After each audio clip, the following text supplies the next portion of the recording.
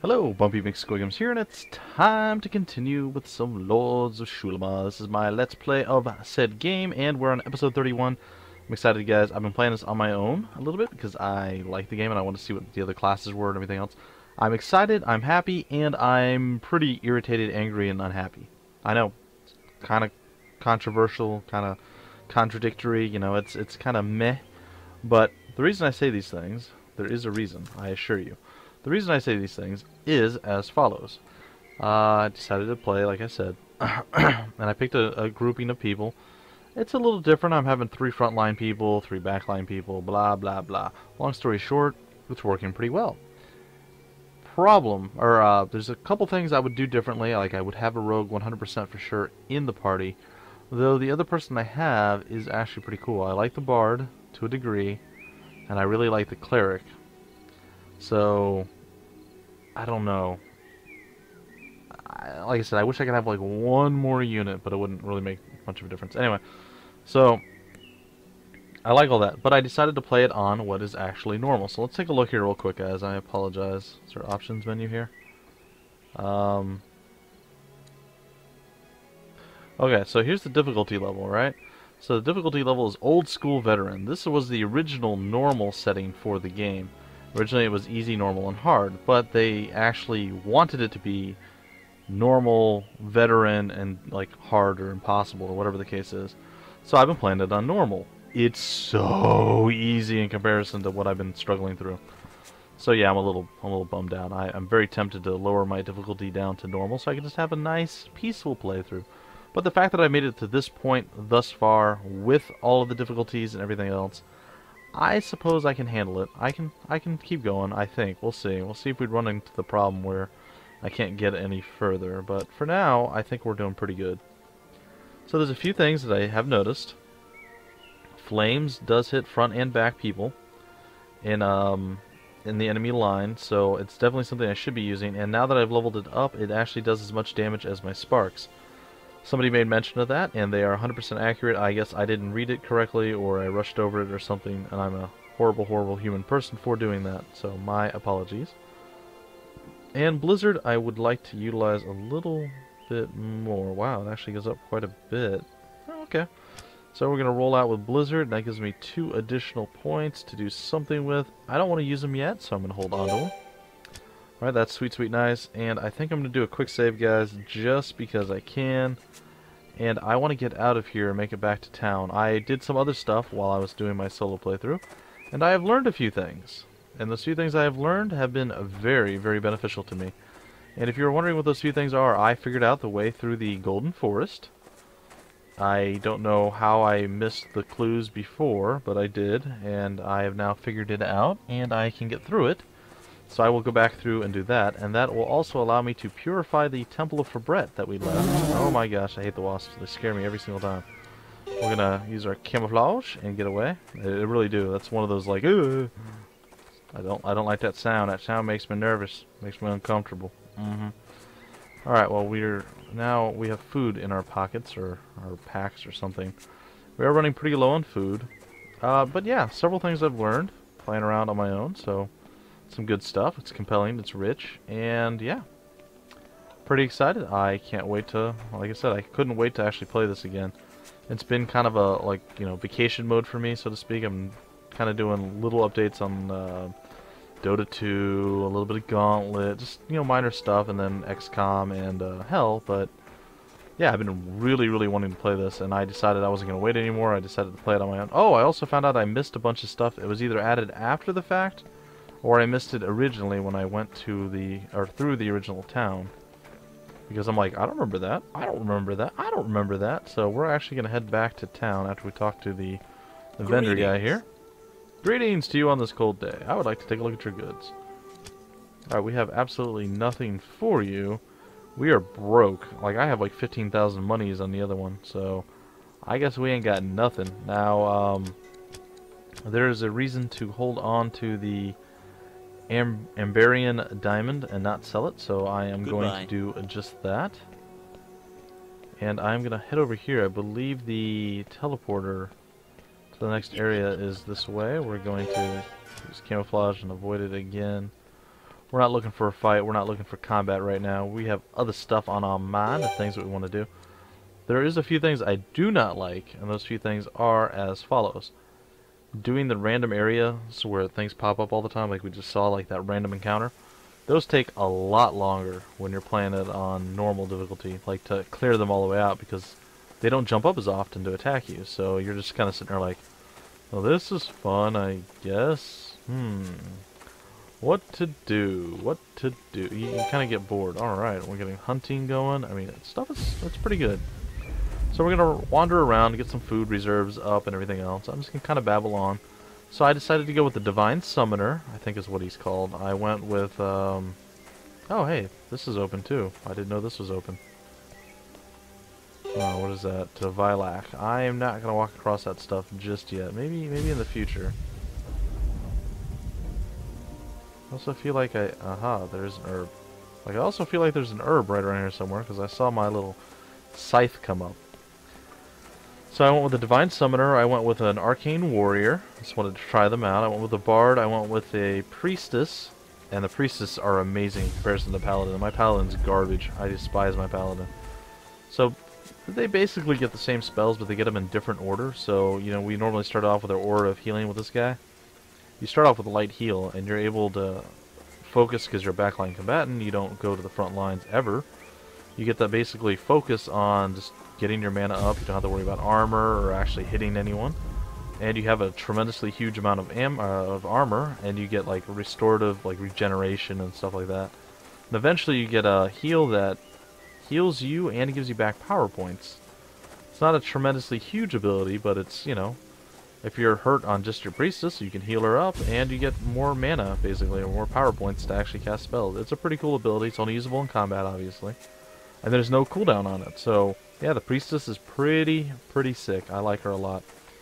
Yeah, the Divine Summoner, he's okay. I mean, he summons like heralds of the different gods, and they're actually quite strong. But you have to wait for his turn to go, and then you put him on one of the side panels and stuff. I mean, it's okay. I don't hate it. Like at first, it was kind of meh. But as I played through and I got a little further in, it's actually not bad, and I don't mind it at all. So, that's another one of the guys I played. Front lines, I went with Barbarian, I went with Galen, who we were stuck with, and I went with the Arcane Warrior. The Arcane Warrior is basically like a warrior, but a little bit less specialized toward combat.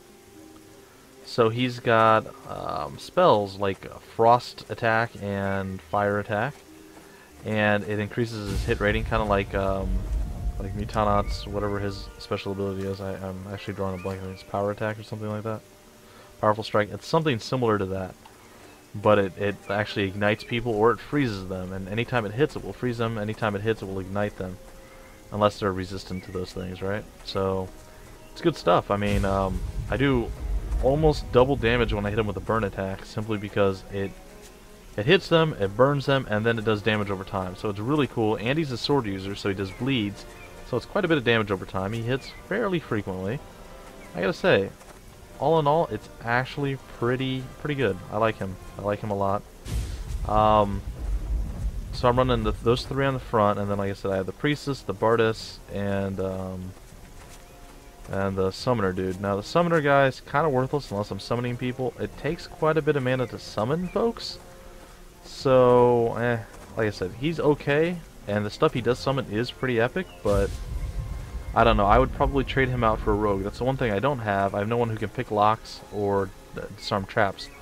So, if I have to disarm a trap, it's really difficult because it spins really fast, and it tries purposely to throw you off and make you sad. So, yeah. It's not great. It's not great. One sec, folks. I wanted to try something.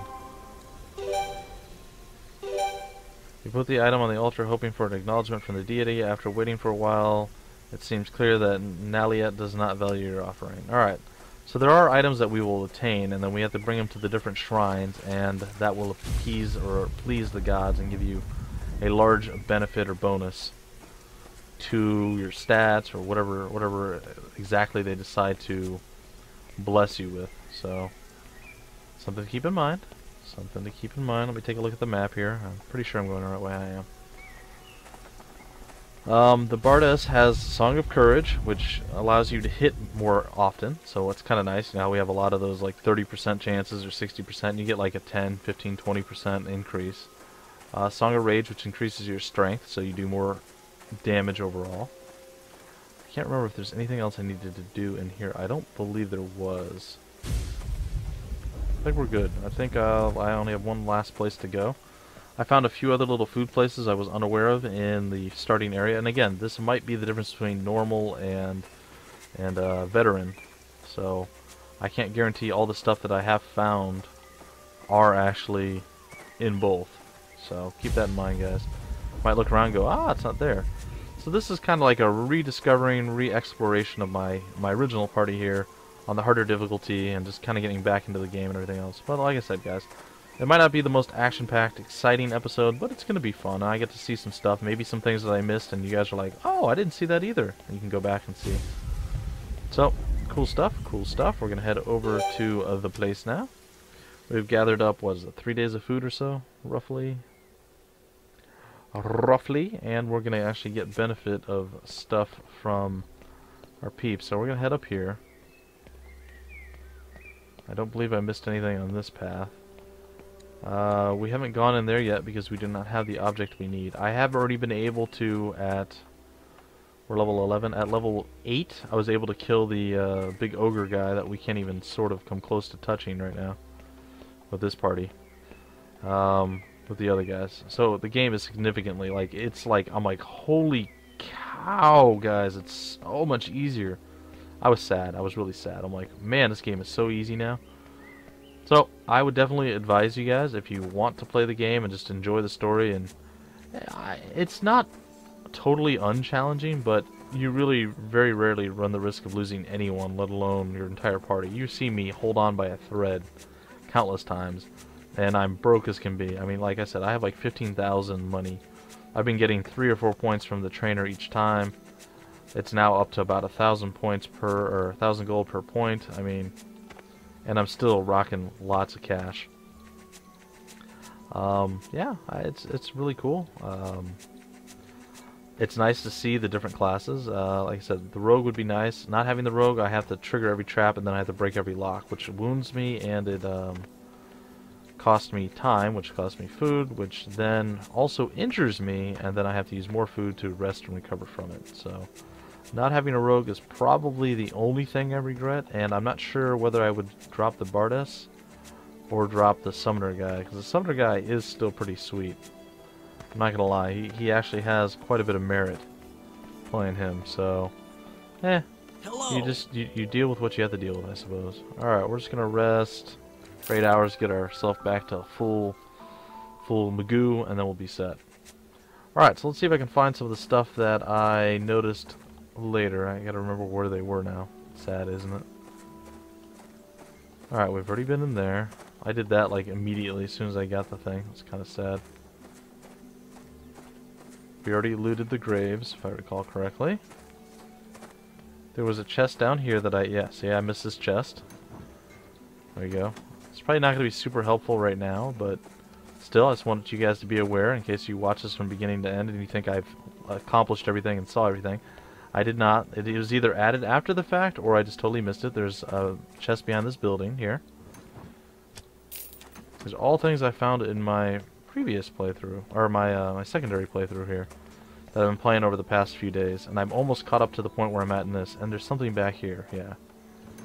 And another chest. So there you go, guys. So those are the extra things I found in town. We're going to go to the Golden Forest soon. So this is just going to be basically an episode of me wandering around doing random stuff, not really accomplishing much, but just like touching base. I totally forgot this food bush was here, or maybe it wasn't there before. I don't know. I don't remember that one ever being there. I remember this one. This is always the one I came out to. So there was always 2 here. They may have upped it in one of the patches. Maybe on the release patch they realized that this area had too little bit of food, and it was too hard of a start, which I have heard people complaining about. So the possibility is there. I want to see how much training cost. Oh, only 500. Not bad. Yeah, but see, it goes up by 100. I think it was only going up by 50 up till a certain point. the other area. How can I help you? See you soon. There's nothing to talk to about that, or nothing to do with that guy right now. So it's possible they added it on the release patch, like extra food bushes and things, just to make the little bit, the hardest part of the game, which is the very, very beginning, a little bit easier. I say it's the hardest part, I could be totally wrong. Just as far as I've come so far, that's the hardest part. I still don't believe we're powerful enough to deal with that, but there's this bush, and I couldn't recall there being another bush. I thought there was another food plant in here, and I looked around before, and I swear I didn't find one, but there is another one right over here. So, it's possible I just forgot some of these things, guys, but just wanted to show you guys this is the best food cycle you can actually go through. If you were to get it, there's another bush up past the giant ogre, which I can't quite kill yet, so we're going to have to go back to town. You know that giant Tower of Sorcery? I forgot what it's called. I'll show you on the map. This thing right here, the Tower of Melancholy.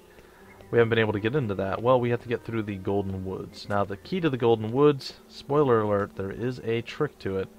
And basically, you have to avoid all paths where flowers grow. If you walk into the grouping of flowers, you will get passed out and teleported back to the entrance.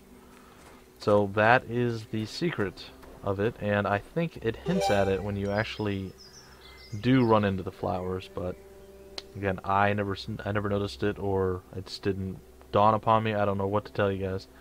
I failed you. I'm sorry, but I have learned from my mistakes, and I have learned some things in between then and now, so things are looking a little bit better.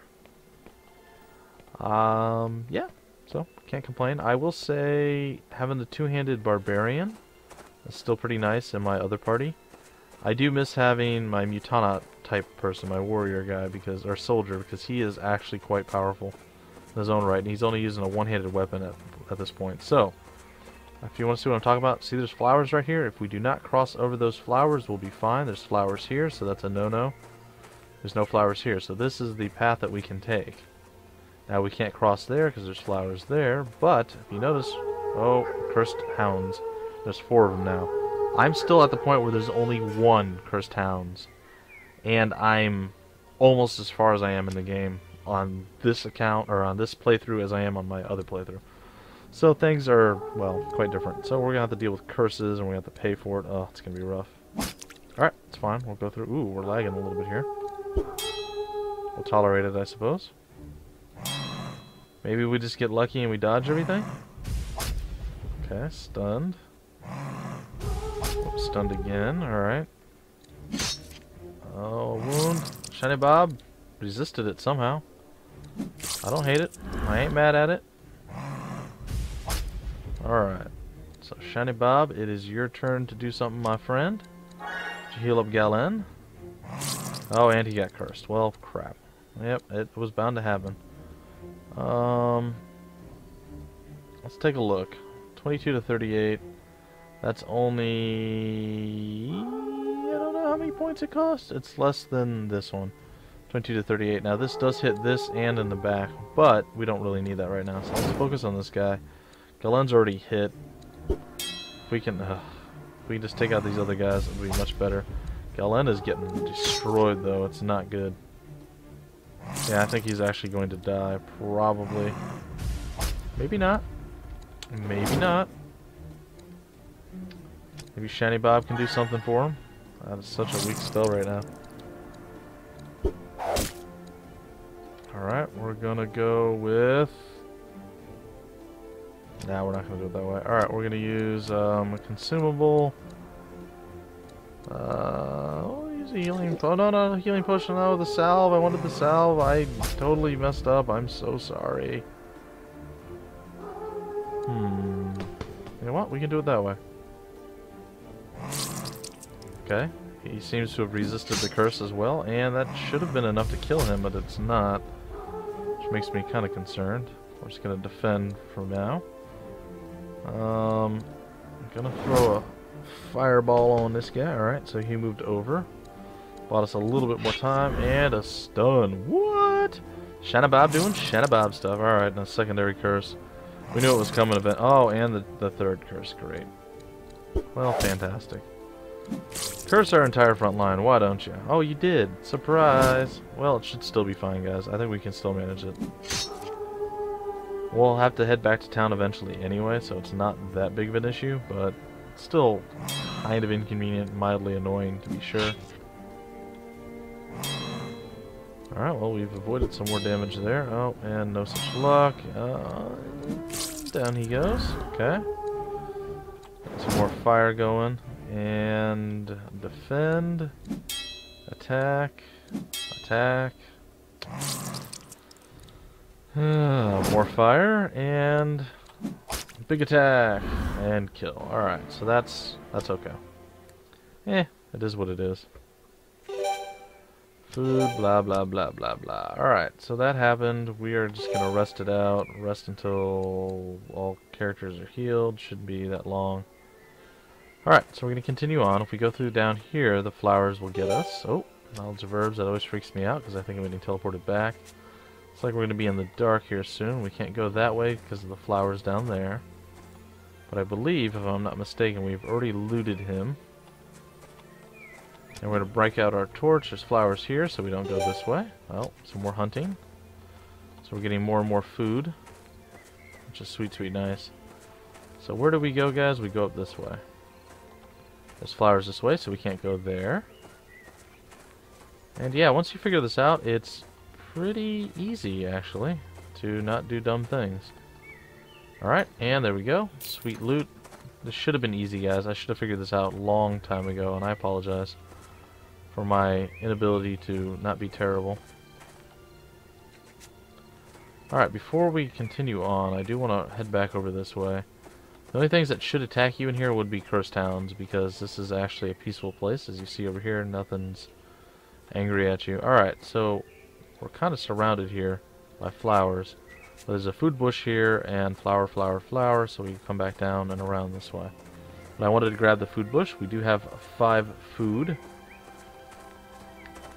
And that's okay. We're going to come up this way, and it looks like it's almost daytime. We seem to be losing food quite rapidly. Time seems to be passing really, really quick in this area. And I'm not sure why, to be honest. I remember this place being that... And that's another thing. I guess the terrain modifier is actually quite different in this as opposed to the other one. Alright, what do we have here? Powerful strike. Good. We like that. So we got a little boon to us, a little bonus, a little benefit. Oh, hunting, okay. Like, I'm pretty sure I can step there, alright. And look at that, a horrible cloak. But, hey, you know what? This is all stuff that we should have had before. And I'm happy that I can finally do it now, guys. Alright, so onward we go. And there's the place that we need to head to, but as you see, it is blocked by a path of flowers, therefore we cannot get to it yet. But you should notice that we are actually able to sneak through right over here. And there's a guy, there's a man, there's a dude who also has a bush behind him and a well out in front. Fire resistance by 1, we will take it. Also, the loot is randomly generated, guys. It could just be the different difficulty level, but I'm pretty sure the loot is randomly generated in this game, because I have opened things and got stuff that was totally different than what I got in this playthrough, as in my other solo playthrough. So, something to keep in mind. Something to keep in mind. Alright, so we're going to have a long conversation with this folk. This folk, the single folk. He's a single folk, guys. Alright, so here we go. Hello. Hello, the old hermit is very surprised to see you. Raising his rake above his head, he shouts, "Where did you come from? Get out of here! These are my lands, and you'll take nothing, thieves!" Calm yourself. We have not come all this way to rob an old man in a lost cabin. We are looking for information. My name is Galen, the explorer. Galvin, the instructor in Velagarn, spoke of you, Odred. Upon hearing Galvin's name, Odred calms down. Galvin, eh? It's been years since I've seen him, since my exile. So, what is it that you want to know about? I've said too much in the past. They said I was crazy, I was threatened and persecuted, and I know that Prince Nengorth sent assassins to find me. Curse him! What is it that you know? What could be so serious that the prince would want you dead? You'll never believe me, just like the rest. None of you can see past your own noses. Try me, I have lived through experiences that would be difficult for others to believe. I doubt your story could be stranger than mine. Odred seems unwilling to confide in you. You decide to trust him and tell him about your dreams. You describe how Galat has entrusted you with a mission to cleanse the divine temples. Upon hearing this, Odred finally seems willing to trust and help you. Then it is true. The Lords of Xulima also appeared in my dreams and told me that his heralds would arrive from across the great ocean to bring peace once more to Xulima. Then help me, Odred. Tell me what you know. Very well, it happened over 20 years ago, but I remember it clearly as if it was yesterday. It was by chance during my travels to Nangria that I strayed under the perpetual mist that gave Nangria its fame. Then, as if pushed by an unnatural wind, the mists before me parted, and I was given an unobstructed view of the forest in front of me. There I saw... Who? There were 8 figures, all larger than the largest men I have ever seen. They wore black armor and covered their bodies and faces. They seemed to absorb light around them, which created a sort of halo of darkness. I was paralyzed with terror. I wanted to flee, but I was frozen there with fear, immobile, observing that terrible scene. Alright, that doesn't really apply. Observing that terrible scene. Is that better, guys? Yeah? No? Yeah? Okay. What happened then? From the surrounding shadows emerged 4 imperious-looking men. As they approached the other 8 figures, I saw the 4 wore silver crowns upon their heads. The princes. Yes, the 4 sons of the late King Arthurian. The oldest of them, Ovingel, still love that name, and the way I pronounce it only, by the way, stepped forward and said, "Greetings, powerful heralds of the Numbria, or of Numbria. My brothers and I, the heirs to the kingdom of Arthurian, await the orders of the Guardian of Souls." The Guardians of Souls? Yule, the Lord of Darkness, allied with the princes? Yes, I will never forget those words. Then 4 of the children of darkness approached the princes and gave them each a key. The keys were very large and shined with the brilliance and power of a god. Ovingel then said, "We will guard this legacy with our lives. You will not be disturbed within the walls of the temples." The keys to the divine temples in the care of the impious princes. Or impious. No, okay. There is no mortal way to enter the temples without the divine keys. Whatever is happening there cannot be stopped while the keys are in the possession of the princes. Or the princesses. No. Finally, I'm starting to understand. The children of Yule have taken over the sacred temples and from within have found some way to support Yule in his battle. The temples were sealed and the keys were given to the most powerful allies who could be found. What I don't understand is why the princes would serve their cause. What could they be offering the princes? Their great ambition has led them to betray their own race. In any case, there are 8 temples. Where are the other 4 keys? I don't know. The 4 heralds who had not moved during the exchange went in different directions in the end. I do not know where they were going, but I suspect they left for distant lands. According to the Hermit, the 8 heralds of Yule have established themselves in the divine temples, and from within they are aiding the Guardian of Souls in his war against the other Lords of Xulima. The divine temples are sealed and can only be opened by special keys that were created by the gods. The impious princes guard 4 of the 8 keys, but I do not yet know the locations of the others. Prince Nengorth of Nabros will be the first to answer for his alliance of the heirs of Arthurian with the heralds of Yule. Well, that happened. I will worry about them later. Now the princes will give me their keys whether they are willing or not. Nengorth will be the first to fall. Odred cannot believe what you are saying. You and your group intend to challenge the princes and the terrible heralds of Yule? Don't be an idiot! You must hide like me and pray that the battle will end and the world will survive. We will not hide, Odred. I will complete my mission or die in the attempt. Tell me, what good will hiding be if the world ends? The battle swings in Yule's favor. That much Galat has revealed to me. There can be no advantage in hiding. Though not convinced, Odred offers you food and a place to rest in his house. You soon go to sleep where once again the Lords of Xulima await you in your dreams. There, deep in sleep, I felt my mind separate from my body and ascend once more to the firmament. Gowlin, hear the voice of Golod, the architect, the master of dreams and constructor of matter. Your mission will fail without divine help. use the powers of our creations, once coveted by mortals, now forgotten in the towers of sorcery. Gather the divine artifacts. Let the world behold their wonders once again. The voice faded, and I awoke drenched in sweat. Each dream seemed to consume my being a little more, even as they brought me closer to the powerful god of matter and dreams. Well, there you have it. Creepy dreams. Creepy dreams. But it's okay. The next morning, we awoke feeling as if we had not rested at all. Fortunately, old Odrid prepared a delicious breakfast that greatly helped us regain our energy. Odrid, my friend, Galat once again spoke to me in my dreams. He told me of divine artifacts that are hidden in the towers of sorcery and said that they are essential to the completion of my quest. The artifacts, I know only what is said in legends and stories. Many have died searching for them. It is said that the towers of sorcery are cursed. They are dark, enchanted places, said to be full of talking skulls who laugh at those who have perished there. And where are these towers? I know there are 4 towers spread throughout the continent. The Tower of Melancholy is located near Velagon. As for the others, I do not know where they stand. Ooh, shiny. I think it's time for some updating on my main mission.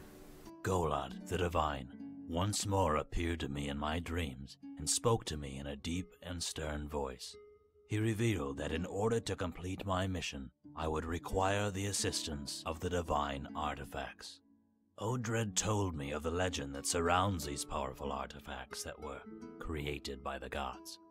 In times past, the artifacts had been in the hands of man, but their abuse of power offended the gods. The gods built the enchanted towers and locked the artifacts within, protected by spells and traps. Only a noble soul would be able to recover them, and, until now, nobody has been able to do so. If I remember correctly, the first of the towers can be found in the middle of a small lake near Velagon. The villagers there call it the Tower of Melancholy. It's because it has a head like a melon and a face like a collie. No, nothing? Alright, fine. Continue! So, storyline advancement. That's something, guys. That's something. Then we will make our way to the Tower of Melancholy. Thank you for your help and hospitality, Odrid, or Odrid. Wait, I have something you will need. I have the first divine artifact, the Key of Galat. Without it, it would be impossible to enter the towers. It appeared in my hands many years ago. It is said that it is intelligent and that when its keeper dies, it seeks someone new. Once chosen, the key will magically appear in the new owner's hand. I have never used it, but I have always kept it with me. I must give it to you now, so that you can make good use of it. It is clear now that it came to my possession, so that I could pass it to you when we met. Odrid, or Odrid, handed me the key. It glistened with a blue luster and was cold to the touch. I felt a slight vibration when it touched my hand. Alright, sorry guys, my throat doing the voice, it does tend to... Odrid the Hermit offered me the first of the divine artifacts, the key of Master Galat. It is an enchanted key that can open the towers of sorcery. The key has passed through many hands. It is said that when the keeper of the key dies, the key passes magically to a new owner according to its own will. In any case, the key is now in my hands. The Hand of Galat is an ornate figure shaped like a hand. It is made of a precious metal called brastino, with embedded small skull-shaped gems that adorn the base of each finger. According to legend, it works like a key that allows access to the Towers of Sorcery, long ago constructed by Galat, the Master of Works. An inscription reads, "Only the hand of the Maker gives you the right to know his work." Farewell, may the gods bring you fortune. Well, there we have it, folks. I guess that kind of soaked up a big portion of this episode, guys. I'm going to walk into this and head back to town, cure myself, and then we're going to actually head... There we go. Then we're actually going to head back and do... After the curing, we're going to head back and do the Temple of Melancholy. And I have cleared that out, so I know what's coming. And I figured out the puzzles. It actually wasn't that difficult. One puzzle took me a couple tries to figure out, but overall it wasn't overwhelmingly challenging. So, It's pretty straightforward, simple enough. So we'll see how I fare on this particular playthrough. And yeah, hopefully you guys don't get too upset with me for having a little bit of fun on my own. I think you guys will be more than willing to accept that. It's, like I said, it's been quite enjoyable. We are really, really broke, and that's kind of a big issue. Do you need spiritual help? I need a lot of spiritual help. I have been cursed. Please, please heal me. I don't even know if I have enough to heal. Oh, just barely. Just barely enough. Gods bless you. Yeah, well, somebody needs to bless me, because I certainly can't survive much on my own. Alright, guys. So, for now, this is where I'm going to break it off. I'm going to gather up some cereal plants, probably sell them, which is a horrible idea, by the way. I never like doing that, but I need money. I'm down to 77. That's nowhere near the 15k I normally have, so feeling a little popperish, and yeah, a little impoverished. Oh boy, I'm getting into too many ovished things. Either way, guys, that's gonna do it for this episode. I will see you next time with more Lords of Xulima. Until then, my name is Bumpy McSquigums, and I will see you later.